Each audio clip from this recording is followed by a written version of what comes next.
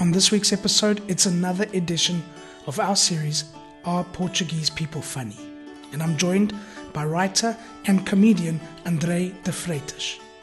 At the time of recording, Andre was sitting in New York, which may explain the strong language, so please be warned. But for now, enjoy my conversation with Andre de Freitas. Welcome back, or welcome to another episode of Portugal, The Simple Life. And I'm super excited to be joined here by Andre de Freitas. Andre, thank you for joining us. How are you? I'm good. I'm really good. Thank you so much for having me, Dylan. I've been following your podcast. Got some great guests. I'm happy to be here. Yeah, we got some mutual friends of the show. The one that I want to give a special shout out to, we might cover a couple of the other guys a bit later, but the one that I want to give a special shout out to is Joanna Gama, because she recommended that you and I talk to each other. So Joanna, if you're listening, we like you a lot and you're pretty cool. But shout out to Joanna. Exactly. But there's something that's worrying me about Joanna, Andre. What's that game that she plays with the racket? Like it's kind of like... Oh, yeah, paddle. She is like obsessed with it. I've been to play with her. Yeah. Like we used to play on weekends and she's gotten really good. So now she's a real bitch about it. You know what I mean? Like you can't play with her anymore because she's fully turned into a douchebag when she gets on. She's like, you're not good enough. I was going to start a whole movement because I saw for a long time when she used to publish content about her playing paddle that she wasn't actually playing. She was just sitting around waiting to play. So I was going to start this whole movement of like, let Joanna play, # let Joanna play. But if she's gone the other side, then forget it. We don't have to go that way. No, she's deep into it. I mean, I think she like just takes the photos when she's sitting because she's an influencer. So, got to influence people to sit down. So we should actually # it, put Joanna back on the bench. Don't let her play or something. Exactly. You know what? We've seen a very dark side of her personality out in that field. It's scary. I didn't know she had one. Actually, no, I did, but I didn't know it came out of paddle. I didn't know it came out with a paddle in her hand.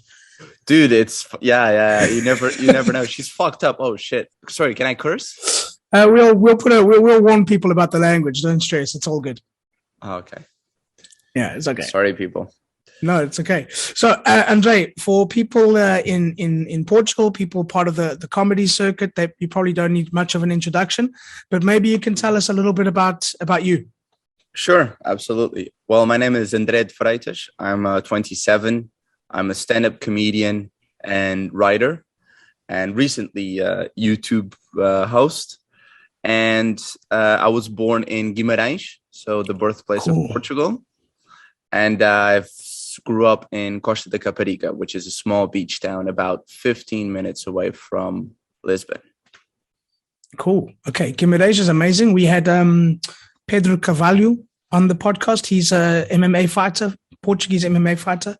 Yeah. Very proud of Guimarães. It's a cool city. I went there a while ago. We went to this like cool little tapas place. And we ate like all these different like tapas from the north, the some of the dodgy things. And our daughter just like vomited all over the table in this fancy tapas house. So that was one of my memories of Guimarães, but I'm sure there'll be more to come. Yeah, it's a beautiful city. It's I think it's been voted like youth capital of the world like a few times. What does that mean? Youth capital? I have no idea. It's just one of those like European Union titles that they just give out that you're like, what? I don't know. Yeah. But it's a beautiful city. It's filled with history. I mean, the architecture is just gorgeous, I think. So it's a very special town for me personally, and I think for the country. So I think Portuguese people are very proud in general. Portuguese people that come from certain parts of Portugal are even more proud on like a regional level. You know what I mean? So I think Guimarães is definitely one of those places because I've also got Henriques in my name. So the first king was named Henriques, Dom Afonso Henriques. So then a lot of people have this name. Everyone thinks they're connected to the king somehow. It's like, you are. I mean, you are. Oh, can't you see these regal qualities? Exactly. Yeah. Exactly. I mean, what would you consider your hometown then in Portugal? Well, to be honest, like, it's in my hometown, Costa de Caparica. It's where I grew up. My birthplace is Guimarães, but Costa de Caparica is it's where I live, and it's a very special place to me. And yeah, it's a fantastic place. So it's funny because Caparica, when I was growing up, it was a very rough place, very, very rough. Well, not too long ago, it was still rough. I remember when I came to Portugal, people were like, you need to be careful of that place. You know, there was even a joke that when the Pope came to visit, that he turned his backside towards that side of the river, you know. I don't know if you remember that. No, I don't remember that, but that's funny. Yeah. But what do you want people to know about it?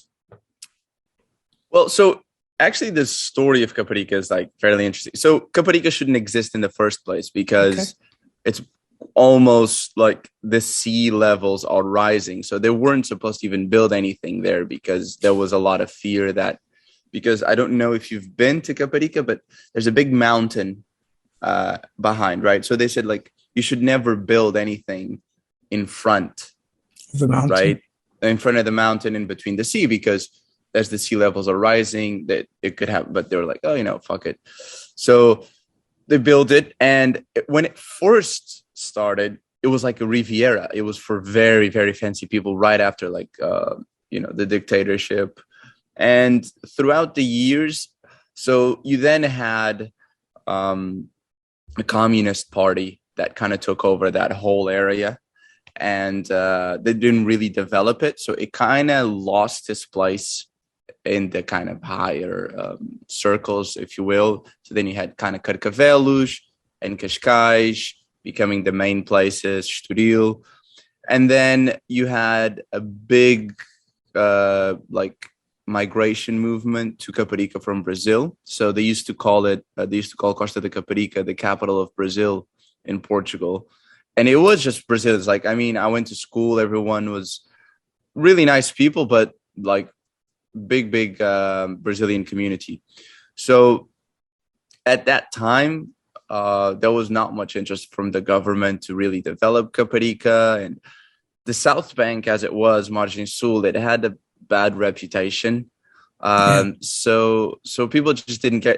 And then I think when you're talking about pride, people in Margem Sul are very proud, you know, because I think it's that feeling of like, you've always been underdogs, like people didn't care. So when people when people don't care about you, you tend to be like, no, I'm part of this community. Like I'm part of this tribe. Right. And this tribe just happened to be a fucking shithole, underdeveloped shithole. But everyone was always just on about the potential. It could be great. It could, if they just got their heads out of their asses, it could be great. And I think that's in the last few years, like started to show. So I think you don't have the same, like Caparica in the last, I remember when I left for London, so about 7 years ago, a house there to rent was 350 euros, right? So when I came back 5 years later, that same house, exactly the same, was 650. It doubled. Like that's a huge like spike in 5 years. So, and when I got back, I was just really surprised to see what had happened. So you had now a lot of digital nomads, like investors, entrepreneurs, and all this sort of thing. And Caparica's changed a bit, and now it's actually like a cool, hip, underground place where people go to hang out and party. And yeah, so it's going through a lot of growth, which I'm sometimes a bit of thought, like, I don't know. I'm not sure how I feel about gentrification sometimes, but that's just me. There's good and bad sides to all of that. Yeah, no, absolutely. I mean, I'm in New York right now. I'm in Brooklyn, and it's the perfect example of gentrification. I mean, some places here are real shitholes, like really, really shit. But like a house here is like $1 million, and you're next to the New York garbage department. So I don't know to what point, like, does this affect like the minds? I think, for example, what I've noticed here in New York is because of gentrification, the mindset of the people's changed. They're very much on like hustling, make money. Like that's the New York hustle, because there's just so much money around and it's all been gentrified so much that they've kind of changed their mindset. So it'd be interesting to see if Portugal or even like the Portuguese people would adopt a similar mindset, which is really not so much in our DNA. But yeah, so that would be interesting to see how that goes. Right, let's talk a bit about Portuguese DNA. You lived in London. You're in New York at the moment. I mean, you take some of your Portuguese DNA to these different places with different cultures. What happens? Are you seeing? When you first went to London, was there any culture shock for you? Were there things that you just weren't used to? And the same in New York? Yeah, same. Like, I mean, London was my first big experience of being abroad. Yeah. So, yeah, I mean, I remember the first day I get there, I ordered like 3 beers at the pub. And I think the guy like misunderstood. So he charged me for one. So it was like £5. And I'm like, what? Crazy, whatever. So then when you realized it was 3, it was like, oh no, it's £5 each. And I was like, what? Bro, you fucking crazy. So that was a big one for me, like the just the price of drinking. And then just the time that people eat food. Like here in New York and in America and in London and a lot of places in Europe, I'm like, who's having dinner at 7? Like those were things that takes a while to adjust. And you know, it's interesting because you're talking about Portuguese DNA, but I've never felt very Portuguese. When I was growing up in Portugal, people would always tell me, like, it's like, oh, you're not Portuguese. You're not, you know, you sound foreign, you look foreign. Like I go to the airport, people talk to me in English, you know, I look like a beef. So I've never felt, I've never felt that connected to the culture. But when I moved abroad, so an interesting thing happens, and I don't know, maybe you could testify to this as well, is you might not feel super connected to your country, but when you go to a new country, you don't know anything or you don't know anyone. So then all of a sudden your culture is like the one thing that you do have that you can grab onto. So that kind of becomes your identity a little bit. So you actually become more of your original nationality than you ever was because of that. So that's kind of what happened to me when I got to England. I was never like very Portuguese. I didn't care. And then I got to London. Became more Portuguese. I would go to the Portuguese restaurants. Whenever there was a football game going, I would go to the Portuguese neighborhood. And I'd kind of felt more in touch. And then there's that sort of thing, which is a very Portuguese mindset, which is we can talk shit about our country, but don't you dare talk shit about our country, right? So whenever that something would happen when I was like in England or whatever, people say Portugal, you know, so, you know, they're so poor, whatever. And I'd be like, hey, how dare you? Sure we are, but how dare you talk? Like, so then that pride started to come out and started to show itself in different ways. And actually it was really great to go through all of that because I realized, and it made me happy to actually be from Portugal and carry that flag. And now wherever I go in the world to perform, I'm always very happy to like carry that Portuguese flag. Yeah, you I've seen a lot of your shows. There's a lot of content about being Portuguese and about Portugal, and it's awesome. It reminds me of the when you talk about some of the old ladies and things like that. And it reminds me of that popular meme where in all the European capitals there's those video cameras, but in Portugal, you've got the old ladies on the balcony watching the street kind of thing. You know. Yeah. Well, you know, you've now, with your work and traveling, you've come in contact with a lot of people from all over the world. I mean, what do you want people to know about Portugal? What do you think they should know that they perhaps don't know? So this is a very good question because the first thing I ask whenever I go abroad is, you know, what do you think about Portugal? Whatever. I realize is no one gives a shit. Just no one cares. Like they don't know anything about us. They're like Ronaldo, I guess, a couple of other things, but they just don't know. We're in a unique position, Portugal, where we don't have stereotypes, good or bad. We're just like, Do you know what I mean? It's weird because, you know, you go talk to a very racist person. Tell them about the Spanish. They'll be like, those sleeping. Tell Tell them about the French. They've got opinions. Tell them about Portugal. They're like, those guys are all right, I guess. There's just nothing that people get pissed off about. So I think what I would like for people to know is just more in general. Because, I mean, Portugal has got such a rich history. You know, Portugal was the first place in the world to actually start slavery and then abolish slavery. So there's a lot of interesting stuff. I think one of the things that the Portuguese could be a bit better at is not live in the past so much. You know, the people love living in the past. You go to any coffee shop, the pride of the empire is alive and well. And I think maybe we need to focus on the future rather than like, okay, we had that 600 years ago. Let's move on. So I think in general, I would just like people to know more.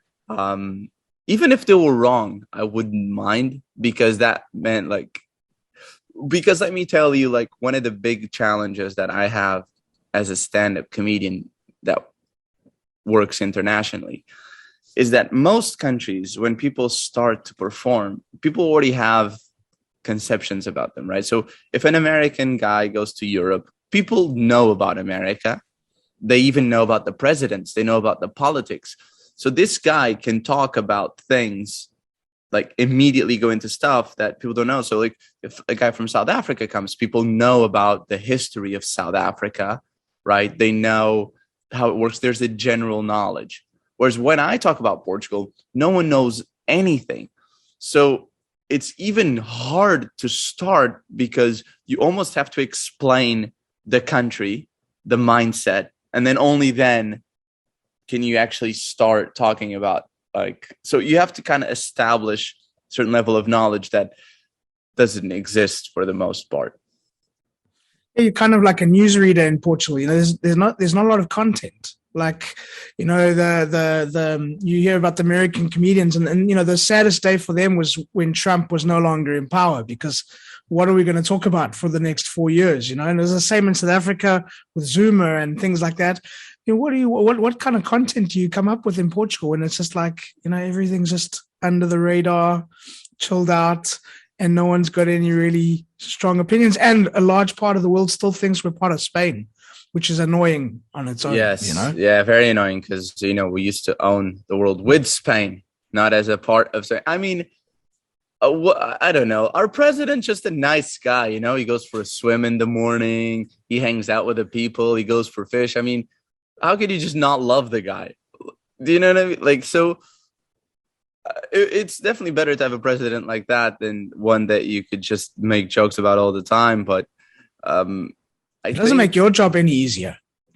No, it certainly doesn't. But I actually enjoy the fact that through my shows, I get to bring awareness to Portugal in a weird way, because I talk about my experience growing up in Portugal and what's it like being Portuguese. So I do that for maybe the first 15 minutes of my act, or 20 minutes of my act. And then once people have that kind of base, they can understand the rest of the show, because once you understand a culture's mindset, then you can understand the person, because the person is shaped by the culture a lot of the times, right? You're the way that you look at, for example, I imagine that in South Africa, people would have much more in-depth questions and discussions about racism than in Portugal, right? Just because it's so prevalent in the culture, right? So in Portugal, you don't have that so much, because people just didn't, or it's very old, and the colonies, the people are very mixed in with the colonies. My father was born in Mozambique. It's actually interesting, because he was telling me a while back that he used to go to South Africa, and so during the apartheid, but Mozambique wasn't divided. So he said he remembered one time they had a tennis tournament in Johannesburg, and they had a black kid in the team, and they were saying, you can all go play the tournament, but except him. And my dad was telling me the story the other day, and he was like, no, we won't go if he doesn't go. So they found a way to make it work, in the sense that the kid couldn't stay in the same place as the white kids, but he stayed in a different hotel. But he managed to go. So I think even from that young age, there was maybe that I don't fully understand what's going on, but I know something's not right. So even was the fact that he said to him, which was a very interesting point of view, which it was the fact that even for a white person that wasn't in South Africa, apartheid was hard because you remember. So he was saying like, I would go to a bathroom, I would see a bathroom, and I would go. But sometimes it was a black bathroom, and you couldn't. Like people would get mad, like really aggressive if you went to a black bathroom. And even saying like you had black friends, it was hard to establish a friendship with someone that you couldn't go to their house, you couldn't see. So the kind of effects that all of that had, led to, I'm sure, like great conversations about racism. But in Portugal, you don't necessarily have that. So people in the general world don't know much about Portugal as they might know about, South Africa or something like that. So that's a bit of the challenge, I guess. But I'm very happy when I get to, I tell people about it. I'm like an evangelist. A Portugal evangelist. That's awesome. Well, what do you want people to know? What do you tell people when, like just a couple of key points when you tell people about Portugal? What are your go-to facts and figures? Dude, honestly, it's just chill. It's just the quality of life's pretty good. I mean, it's like you said, it's the simple life. I like that I wake up, I go to my little breakfast place, I get a croissant, a coffee, and an orange juice for €3. I go have my surf, I go ride. It's nice. It's just a nice life. And like Portugal is the type of place where like terrorists come on holiday. Like that's the way that I would, you know what I mean? Like mobsters come here to like retire and hide out. So it's just everyone kind of lives, and everyone's just, I think, very acceptive, like they just accept each other, and life's good. You could do whatever you want. Drugs are decriminalized. So actually, I think the drugs being decriminalized is such a good example of what Portugal is, because we were ahead of the curve. We were the first country in the world to decriminalize drugs, but we never legalized them. So we just never went all the way. And I think that's such a Portugal thing. Like you start something, it's like, I like what you're doing. This is good. And then you just doesn't finish, So do you think they got bored? Do you think they got bored with it and just like, okay, well, let's think about something else now. Build an airport. Oh wait, won't do that either. Yeah, could be. Or it's also like they're like, okay, this is enough progression for the next 10 years. Yeah, we're good now. It's the same thing with crypto. Like they're very crypto friendly. They're like, okay, great. I'm like, what is this going to bring? Like they might now add some laws that will blow the whole thing up. So that's kind of Portugal in a nutshell. It's like the idea is there, and we're kind of ahead in certain things. But then when it comes down to like the execution of it, just kind of like, because life's too good. Like that's the problem. Life's too good. Like people in Norway work hard and they make a lot of money. Why? So they can get out of Norway, because Norway sucks. So they want to go on like a holiday somewhere nice. In Portugal, people are like, I don't need to earn a lot of money because I don't want to go to Norway on holiday. I would just want to stay here.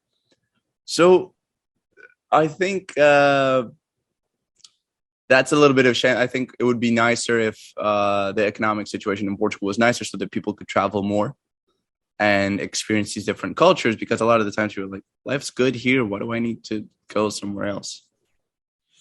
I mean, do you think going somewhere else sort of opened your eyes to how good life is in Portugal? I hear that from a lot of people that they kind of didn't realize how good things were in their own town or their own country until they went somewhere else. Did you have that experience when you traveled? I suppose. I mean, I think traveling was great because it just like opened my mind so much. Like in Portugal, we didn't really have Jewish people. The first Jewish person I met was when I went to London when I was 20, I think.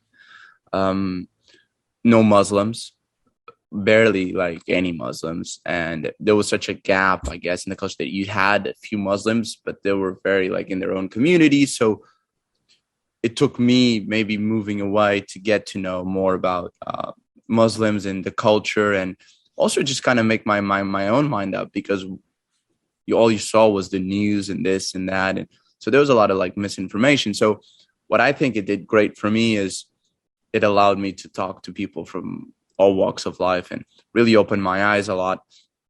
In terms of the quality of life itself, yeah, I realized we had it pretty good in Portugal, but I don't feel that necessarily, because I was robbed so much when I was young. You know what I mean? Like, I was robbed so much. So it was like being robbed with a nice background, because you had the ocean. You know what I mean? So, but you're still getting robbed. So I think like life was good. But you know, we all have our problems, right? It doesn't matter where you are. But I realized, yeah, definitely being away, that I enjoy my life there, and I that it's a very good place to live, for sure. I mean, for somebody coming over to Portugal for the first time, I mean, what are some of the things they should know or remember when they come here? You know, just some things that they can be, you know, mentally, psychologically, emotionally prepared for coming to Portugal. We go out very late. So, you know, don't go out early. If you go out to a bar or a club at 8 p.m., no one's going to be there. Midnight upwards, right? So have a power nap, sleep, and then go out. If you try to speak Portuguese and you fail, that's okay. People just appreciate you trying. You know, it just means that you've made an effort. So I think it's definitely worth always knowing a couple words and giving it a shot. I think people should know that the English level is pretty good as a general. Like, you could mostly talk to anybody. Yeah, just those are kind of the main things. I mean, try the food, enjoy the life, and just be nice. Yeah. Yeah, come on. I mean, eating and drinking was very different. For me, coming from South Africa to Portugal, eating and drinking was very, very different. So for, you know, in the UK, how was different. it? How was different? Drinking was slower. Like in South Africa, you drink fast, and you drink to you know, you drink because the thing is, like, we don't, like, midnight, everything closes because it's not safe enough after that, you know. Right. So you want to get home before, you know, the place gets like mugged and held up in the middle of the night, kind of thing. So you want to get home, so you start earlier and you try to finish the night as early as possible as well. So everything was faster. So that was something that I had to get used to, was exactly what you go out till much later here. But it's also because you can walk home at 3:00 in the morning, and it's okay, and you're not going to get mugged and you're not going to get robbed unless you're Andre de Freitas many years ago in Caparica. But in general, it's safe. So that was the difference. You drink slower. One of the things, the drinking culture is different. You know, like in South Africa, you drink without eating. And I found that here you drink, but you eat as well. You know, it's this thing that goes hand in hand. You don't just drink for the sake of drinking. You drink, but you also eat some nice snacks or some nice petiscos or a nice meal along with your alcohol. So that was quite a big difference for me as well. Yeah, that was the same as like England. I mean, they drink to get drunk, go out at 5, be in bed by 10, done. So in Portugal, so I think in a lot of countries, they drink to get drunk, whereas in Portugal, getting drunk is a consequence of the social part of drinking. So you're drinking because you're having fun, and the weather's probably good till late. So you might have a few sangrias, you're by the beach, and you end up getting drunk, but that wasn't necessarily like the goal. It's just the life. And I also think that there's, so I think each country, like, there are certain countries that have, like, they're known for like their drugs, right? So for example, England is a lot of cocaine. People do a lot of cocaine in England. In Portugal, I'd never seen anybody like do cocaine or anything. It was very much just smoke some weed. So you wouldn't think so, but these things, all of these things have a huge impact on the daily life because people aren't running around. They aren't jacked up to go anywhere. They're just like, hey, let's go do this, let's go do that. And that kind of permeates the culture a little bit, I think, as well. So both the drinking and the drugs, they both go hand in hand with a very relaxed lifestyle. Yeah, it's like what you said, just chill. Everything's just chilled. Just go with the flow. Yeah, absolutely. Yeah. I was on a Facebook group the other day because, you've got these Facebook groups for foreigners. And woman said she can't find any good bread in Portugal. Wow, really? Yeah. That's crazy. I've never heard of that. No, I was blown away. The only time that I saw a stranger comment on a Facebook thing was a guy asked if it's possible to buy secondhand cars in Portugal. I wouldn't recommend that. Why not? Dude, actually, if you think about it, Portugal is a very expensive country for a lot of things, right? So cars are very expensive in Portugal. And actually, if you look at it, the groceries are par with the prices of Germany. Literally, you go to a supermarket in Germany, is the same prices as you pay in Portugal. So while there are certain things that are cheaper, there are also a lot of things that don't match the income of your regular person, right? So we have, I think, some of the highest prices of petrol, of gasoline in the European Union. We have some of the highest tax on cars. We have, I think, high prices for supermarkets. Retail is very expensive. You don't even have Apple stores in Portugal. So what happens is because you don't have a competitive market, so people say, oh, like England's much more expensive or the US. True, but it's a much more capitalist competitive market. So you always have one company undermining the other in order to get the best price. In Portugal, you don't really have this. You have maybe like 3 providers. They all just decide they want to charge you whatever they want. So you don't really have that. So then a lot of the things end up being very expensive for the cost, for what the salaries are, for what the average person is. And I think that's my biggest concern with the gentrification, the prices of real estate moving up a lot. The prices are very speculative in a way. And I wonder what that effect is going to be on the local people, because they're not, like, the salaries in a Portuguese company, they're not rising. Like, they're not. Both my parents work for Portuguese companies. One of them, the government. Salaries don't go up. Everything else goes up. So I think it is also going to be interesting to see how the government or they deal with all of this, because as you have like a lot of crypto money coming in, a lot of foreign investment coming in, I want to see how that will end up affecting the local population. Yeah, let's see what happens. Yeah. So those are kind of the things. Yeah, it's like it's a little bit expensive in some things just because of the market, I suppose. But yeah. I remember going. I can't remember where it was, but it was on like the Portuguese-Spanish border, and all the Spanish were coming into Portugal to eat, and all the Portuguese were going to Spain to fill up on gasoline. It was quite funny, but yeah. That was very common. You'd go to like Ayamonte, which is like exactly. I think that's where it was. There by the Eastern Algarve.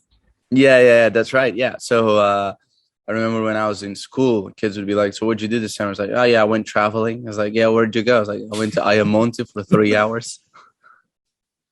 Yeah, I went to Spain. Brilliant. Yeah. I mean, what makes you proud to be Portuguese? What makes you proud of Portugal? I think the history, the culture, the people. It's whenever I talk to someone who's been in Portugal, they always talk about how well treated they were, how nice the food was. And even though it wasn't me necessarily did that, I feel proud that, that the people in my country were able to provide that experience for someone. And I've never really seen anyone just be like, I had a terrible experience, I hated it. So I feel quite proud of the fact that the culture is welcoming to everybody, that the Portuguese really do go out of their way to try to make people feel comfortable. And so yeah, I'm quite proud of that. And I think it's such a rich culture and rich history in so many different ways that that makes me very proud. Awesome. Andre, how can people follow you online? Keep up to date. I think you've got a podcast as well. Tell us how people can follow you. Yes, absolutely. So you can follow me on Instagram at Andre Comedy, if you like. And that's got links to all my other stuff if you want to have a look. I did have a podcast. I just paused it because I'm just here in America working on a new project, but it will come back soon. And I'll be doing some shows around Europe, etc., and Portugal. So if you want to follow me on Andre Comedy, you can come check those out. And yeah, that's pretty much where you can get in touch. Awesome. We'll put some show notes in the podcast, some links in the show notes, so that people can follow and keep in touch and come and see some of your shows as well. I also Absolutely. Want to at some stage. Yes, you come as well, man. Let me know when you want to come, and I'll hook you up with some tickets. Awesome. We'll do it. Andre, a question that we ask all of our guests: Portugal, the simple life. Why? Because smoke weed every day. No, I shouldn't say that. No, the simple life because wine, beach, and the sun. That's it. Wine, beach, and the sun. That's the good life. Nothing wrong. Sounds good. Yeah. Awesome. Yeah. Thank you so much for being on the podcast. Hey, no worries. Thank you so much for inviting me, and I am so happy to see that the podcast has been such a success. And I'm looking forward to seeing it grow and grow. Awesome. Thank you. Andre, I'm going to let you call it. All right. That's a wrap. So thank you once again to Andre, and thank you to all of you for listening. Please subscribe, share with your friends, give us a thumbs up, and please leave a comment or a review. We'd love to hear from you. We'll be back next week with a brand new episode. And as we say in Portugal, Sejas Feliz. Welcome to the simple life.